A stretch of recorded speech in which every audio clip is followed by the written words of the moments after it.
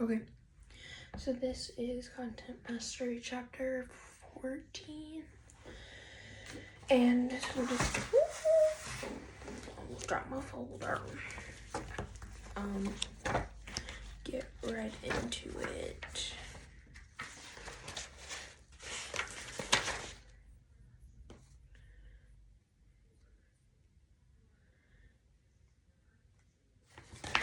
Okay, so how a very important aspect is elasticity. What is price elasticity of demand, and how can a marketer use this information in their pricing decisions? So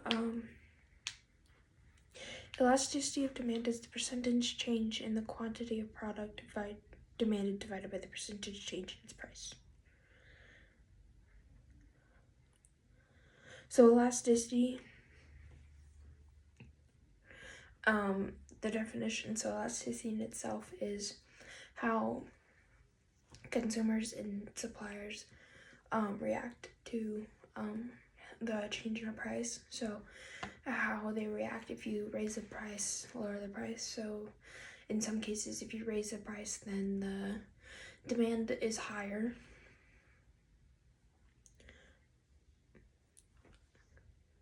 Right? And then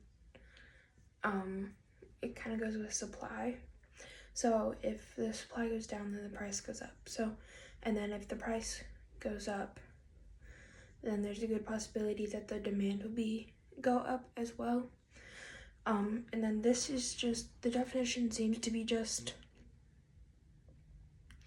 the definition here is basically just the equation to find elasticity of demand. And if it's less than 1, greater than 1, it is elastic. And then if it's less than 1%, it is inelastic or unelastic, inelastic. Marketers can use this to kind of decide if they want to keep raising their prices over time. Like in cases like Apple, as they're creating new products and changing prices, they kind of can decide if they want to keep raising the prices based on previous price increase or decrease, or continue to lower the prices over time, which with older products in Apple, they do lower the prices over time because they do come out with new products where they can I am just out of words today. They can make prices higher for newer products. So it can allow marketers to kind of decide where they want to go with pricing. And it makes it a bit easier to determine how your consumers are reacting. And I know that in our case at Scooters, we raised the prices of our Red Bull infusions when we switched over to our own brand of Red Bull.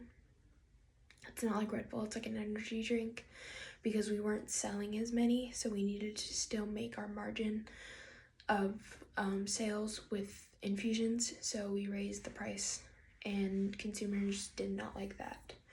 So I feel like that would be inelastic because there was probably not a lot, I don't know the exact numbers, but people were not happy with the fact that we changed prices. So, discuss 3 primary pricing strategies. I feel like, did I talk about this in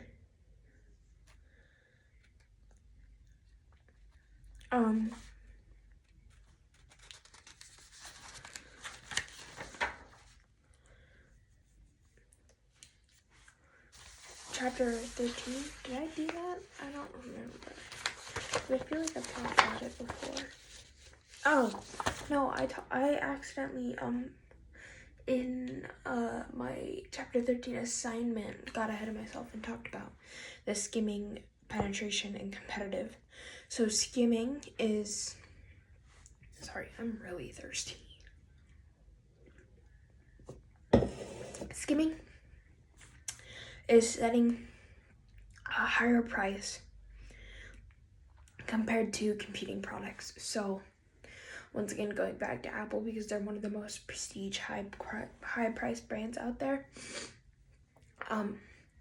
their laptops are considerably more expensive than say like a Dell or a HP. Like when I was shopping for laptops, the HP that I was looking at was $400-500, I believe, and then this one that I bought was with tax $2,000. So that's a $1,500 difference. So that would be skimming, because, and it might just be a quality thing, because I've never had an HP or a Dell, but it might just be a quality thing. So it could not be but on the outside it's a skimming pricing strategy, because Apple is believed to be more prestige than other brands, and it is much more sought after than others. And then penetration is setting a lower price. So in the case of, once again, talking about Bubbler versus Red Bull, Bubbler is a much lower price per can than Red Bull is. For one box of 1 box of 6 Bubblers, it is 6 and some odd cents, and a 4 count of Red Bull is 11 and some odd cents. So that's a $5 difference. And when you're buying them in just like a gas station, like Essential Fuels, Bubblers are $1.99, and then Red Bulls are like $3.50. So Bubbler, even though they're not as popular, they're still an energy drink, and they have set their standards lower and their prices lower than others, because they want to seem more applicable to their consumers, and that they could still get the same effects just without the high price and the high sugar content. Excuse me. And then competitive is setting the same price, but just making different ways to make the products different, like key characteristics that make your product different than others. So like say, I'm trying to think of what is the same price. The HP and Dell situation, this is probably a bad example because I don't know much about them, but HP and Dell are relatively the same price. For certain laptops, they range in the same price range. But from what I've heard, that HP is definitely more technologically sound than Dell, because it's like getting a Chromebook versus getting like an actual laptop that has the storage and the gigabytes and things like that. So HP found ways to make themselves better than Dell, but still maintained the same price throughout their company like life cycle. And then it talks about tactics.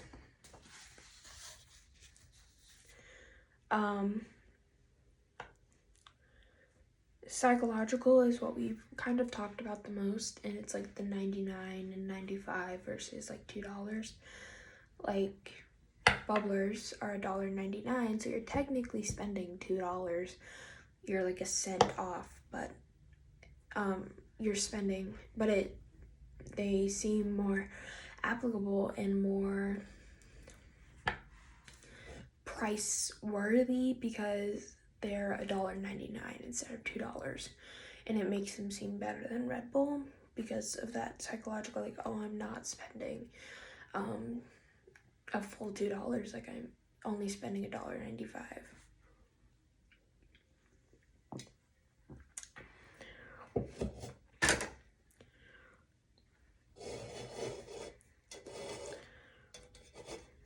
And then product line pricing is a pricing tactic where the firm sets a limited number of prices for a selection of merchandise. So, back in the case of Apple has different chips and different gigabyte storage for their MacBook Pros and their MacBook Airs. And so, like, say the M1 chip is $1,399 or something like that, and then the M2 is $14.99 and the M3 is $17.99, and so they are making you seem like, oh, this is more expensive, so this has to be better, like maybe I should splurge and get the M3 chip instead of the M1 because maybe this is giving me more storage. It makes and it also allows consumers to have a choice in what they're spending their money on. A lot of consumers, unless they're very high dollar, are probably not gonna buy a MacBook for their first laptop unless you're me. But here it gives you an example of suits priced at $250, $495, and $799. So you're still getting a nice suit, but you're just getting something that's gonna match your price range a little bit more. So it allows customers to feel like they're having a decision on how much money they're spending, but you're still getting a nice product out of it. You just might have to splurge a little bit more on the more, and it could be about like not quality, because they could all be the same quality. It might be how they look.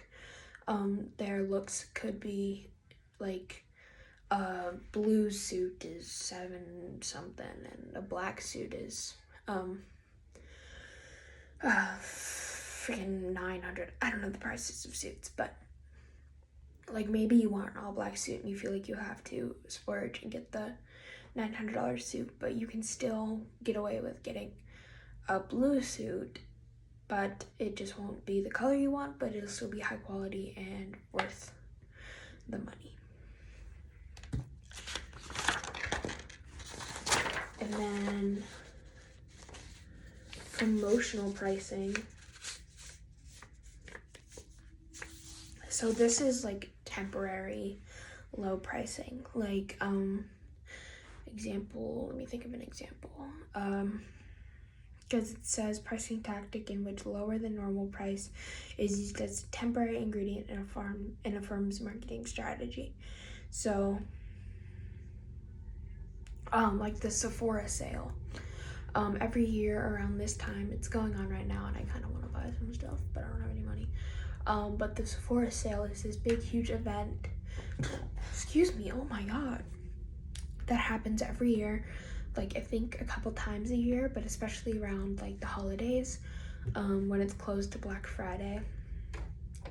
A lot of their prestige name brand high dollar products go on sale for really good prices, and there's like discounts and free shipping if you're ordering online, and you get like double the amount of points as a reward, and there's coupons and things like that. So a lot of people will wait and be loyal customers to Sephora, but they'll wait until the Sephora sale to buy all the stuff they want because it's gonna save them more money in the long run.